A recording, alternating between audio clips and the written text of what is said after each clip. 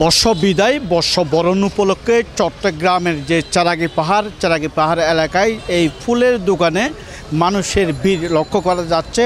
এখানকার যারা ব্যবসায়ী রয়েছে তারা বলছেন এইবারের এই ফুল বিক্রয় বেড়েছে, যেহেতু চট্টগ্রামে 3 জায়গায় বর্ষবরণ অনুষ্ঠান অনুষ্ঠিত হবে, চট্টগ্রামের সিআরবি, ডিসি হিল এবং শিল্পকলা একাডেমিতে।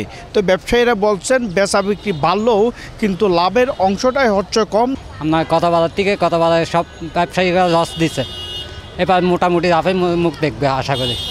এই বছর পয়লা বৈশাখ উপলক্ষে আমাদের ব্যবসা মোটামুটি আগের চেয়ে কম আছে, মোটামুটি ভালো আছে। কিনেতে আর কি যেরকম কিনে বলছে ওরকম সেল করতেছে আর কি, ঠিক আছে। অন্য বাড়ছে, এই বছর কিন্তু লাভ পাচ্ছে না, মাল বেশিরভাগ নষ্ট হয়ে গেছে। আমাদের মাল বেচা হচ্ছে, মাল অনেক নষ্ট হয়ে গেছে না, এগুলো ওরা টাকা আগাম নিয়ে গেছে টাকা। বেশিরভাগ পয়লা বৈশাখে আপনার গাঁদা গোলাপ এগুলা বেশি চাহিদা আর কি। পয়লা বৈশাখ উপলক্ষে আপনার গাঁদা গোলাপ এগুলো বেশি চাহিদা।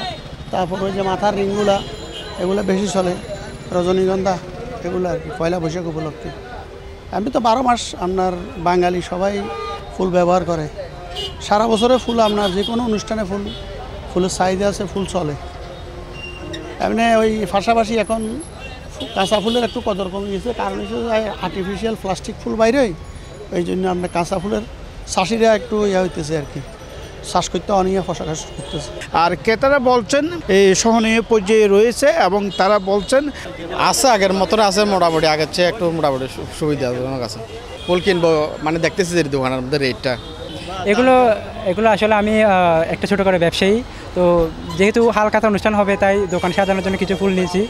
তো মোটামুটি খুব ভালো লাগছে, ফুল কিনছি, মোটামুটি দামও অতটা বেশি না, মোটামুটি ঠিক আছে। বর্ষবরণ অনুষ্ঠানে এই যে ফুলের চাহিদাটা বেড়েছে, তবে লাভের অংশটাই কম বলে বলছেন ব্যবসায়ীরা।